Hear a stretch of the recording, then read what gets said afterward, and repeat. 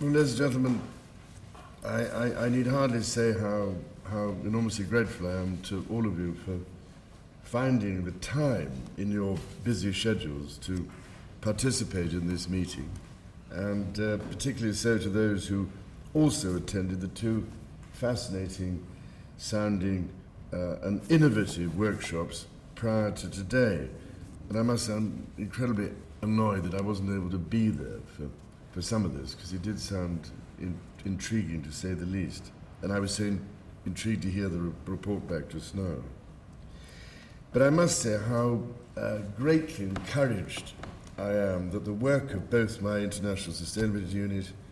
and Business in the Community, as well as the Cambridge Institute for Sustainability Leadership, is shining a light on the challenges posed by today's linear and throwaway society,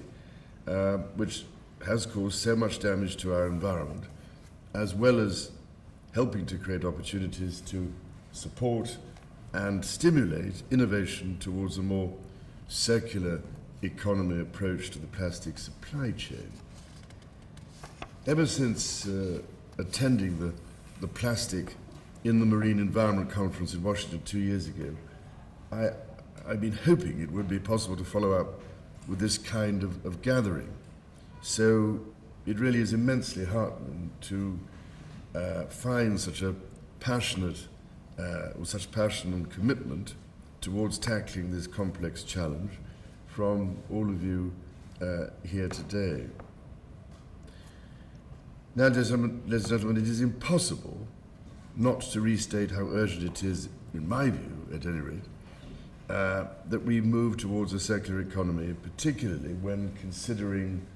ways to address the seemingly unending flow of plastic into our oceans, which we've heard about today. We already know the extent of the damage that this is having on marine life today, and if current trends continue, the implications for the viability of the ocean ecosystem, on which humankind relies so heavily, are stark indeed.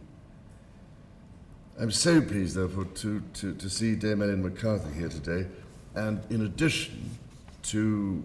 my congratulations to her and her team on their recently launched report, I can only thank her most warmly for her summary just now. It was masterly, if I may say so. And given the tremendous opportunity that a transition to a circular economy offers, both towards improving the health of our oceans as well as to businesses, surely it would be wise to move ahead with its implementation with a degree of considerable urgency. One critical part, as I see it, of the transition towards a circular economy, particularly in relation to plastics, is that of innovation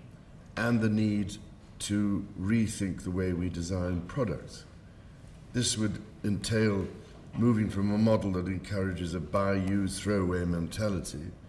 to one that facilitates reuse, recovery, and regeneration. We do need to consider from the very beginning the second, third, and indeed fourth life of the products we use in everyday life. I appreciate that this is easier to say than do, so I was particularly interested to hear the key findings from the design workshop held in various locations across London this week.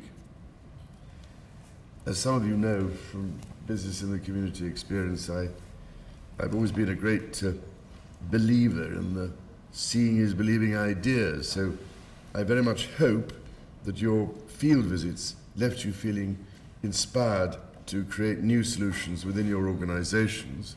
that are supported by your senior executives, many of whom I'm very grateful to see are around the table today.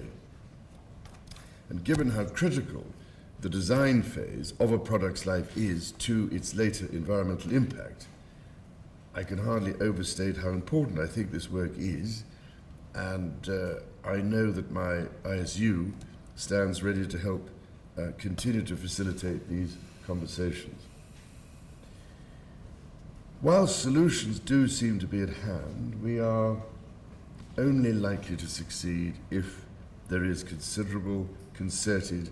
and collaborative action into the future by all involved. Therefore, I am much encouraged by the willingness of the businesses around this table to collaborate, as indicated by Peter Simpson, and as was seemingly so evident at Business in the Communities workshop yesterday. Such collaboration between and within different industry sectors is absolutely fundamental if we are to find innovative solutions to rapid decarbonisation, an essential part of which will come from a redesign of the plastic supply chain. The implementation of these solutions will inevitably require great leadership, such as that demonstrated by Business in the Community's new Circular Economy Task Force, as well as a determination to take very practical and ambitious action. One recent example of this, by which I'm truly heartened, is Unilever's bold commitment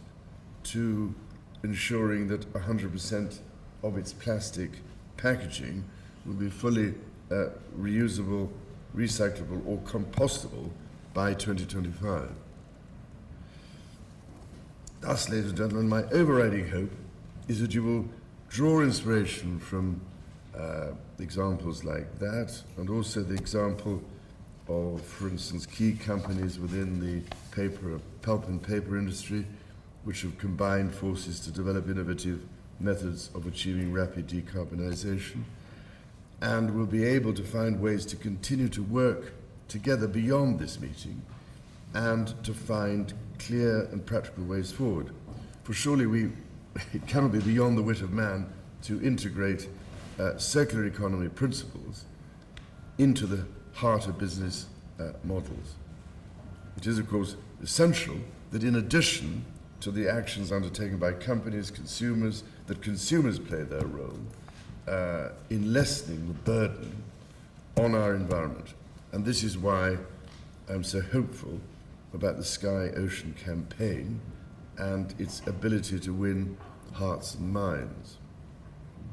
With that said, ladies and gentlemen, it only leaves me to thank you once again for being here and to welcome your thoughts and ideas about how together we can help to catalyse the sort of transformative change that is required, not least for the future health and prosperity of our oceans. Thank you, ladies and gentlemen.